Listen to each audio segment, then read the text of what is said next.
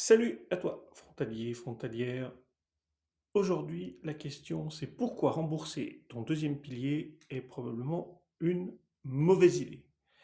Si tu as retiré ton deuxième pilier pour acheter ta résidence principale, il y a de grandes chances que tu aies eu cette pensée, je vais le rembourser un jour pour récupérer ma retraite. Et c'est un réflexe complètement naturel que je vois régulièrement.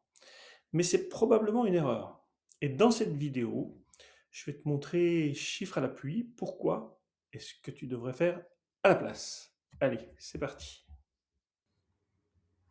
Avant de commencer, juste un point important. Ce n'est pas un conseil financier. Ce que je partage ici, c'est mon analyse, mon expérience et mon regard après plus de 25 ans passés à travailler avec les frontaliers.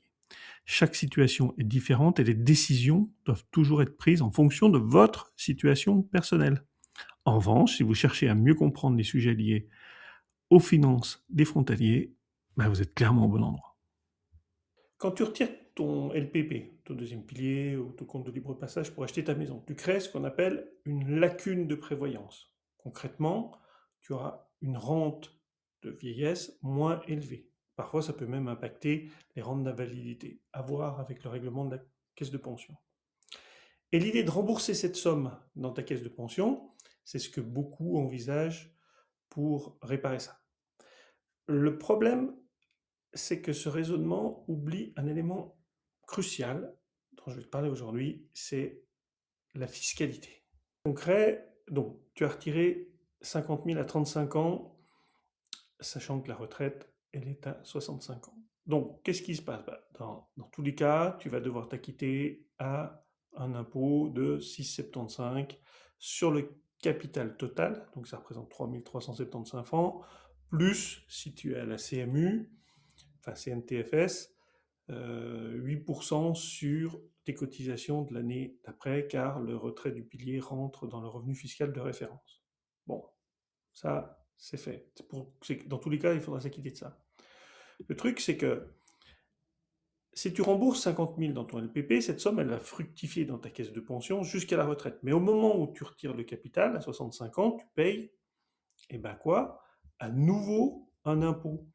Et oui, et tu vas payer un impôt à nouveau de 6,75 si c'est toujours le même montant, plus à nouveau les 8% selon ta situation, si tu es CMU ou pas.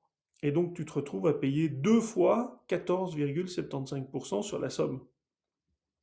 Si, par contre, tu prends l'option de reconstituer ce capital, par exemple, sur un contrat d'assurance vie française, le capital net est placé en assurance vie, il n'y a pas de fiscalité là-dessus à l'entrée, il y a une fiscalité uniquement générée sur les gains, jamais sur le capital. Et après 8 ans, donc si tu fais ça à 30 ans, on peut supposer que tu vas le conserver à 35 ans, pardon, tu vas le conserver plus de 8 ans, eh bien, tu bénéficies d'un abattement de 4 600 euros par personne par an, 9 200 pour un couple. Et donc, une grande partie de ces gains seront sans impôt. Sans compter que tu peux désigner en plus librement le bénéficiaire, ce qui n'est pas forcément le cas. Donc, en fait, fiscalement, cette idée de vouloir reconstituer, de rembourser la caisse de pension, bah, tu auras compris que ce n'est pas forcément le meilleur point, parce que d'un point de vue fiscal, eh ben, tu vas payer deux fois.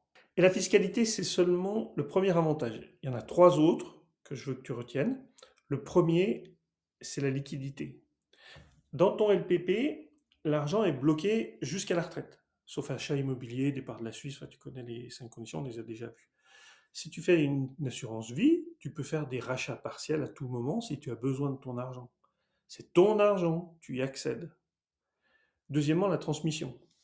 Dans des avoirs de LPP, donc gérés par ton entreprise, on a vu que, dans des épisodes précédents, on a vu que les règles de succession, elles sont contraignantes. Il y a des conditions d'âge, de mariage, il y a pas grand-chose si vous êtes pas si vous êtes concubin, si la personne a moins de 45 ans, bref. Dans une assurance vie française, tu désignes librement le bénéficiaire, ton conjoint, tes enfants, qui tu veux, dans certaines limites. Et les sommes transmises bénéficient d'une fiscalité plus avantageuse. Enfin, troisième point, tu choisis comment tu investis ton argent. Si tu verses sur ta LPP, c'est la caisse de pension qui va gérer les fonds. Si c'est toi qui cherches, tu vas pouvoir choisir en fonction de ton profil, en fonction de ta situation et l'évolution de celle-ci, tu pourras choisir dans des fonds sécurisés, dans une unité de compte, dans un immobilier pierre-papier, je ne sais. Donc tu pourras dynamiser ces avoirs, donc constituer un capital qui sera encore plus important. Je vais être honnête avec toi, ça ne veut pas dire que rembourser son LPP est toujours une mauvaise idée dans l'absolu, hein. Dans certains cas spécifiques, notamment si ta caisse de pension offre des conditions surobligatoires très avantageuses, ça peut se discuter. Ce que je dis, c'est que c'est une décision qui mérite une analyse chiffrée, personnalisée, avant d'agir, parce que le réflexe je rembourse pour réparer, bah, tu as vu que ça pouvait te coûter cher. Bon, si tu es dans cette situation, si tu as retiré ton LPP pour ton achat et que tu te poses des questions de quoi faire maintenant, c'est exactement le type de point qu'on peut faire ensemble. On regarde ta lacune réelle, on chiffre les deux scénarios sur ta situation personnelle et tu repars avec une décision éclairée. Voilà.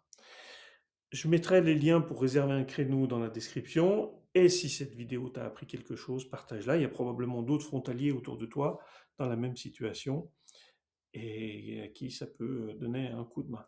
Je te donne rendez-vous chaque mardi à 12h15 en live sur LinkedIn et sur YouTube pour la hotline des frontaliers. Et moi, je te dis, Harvey, comme on dit chez nous.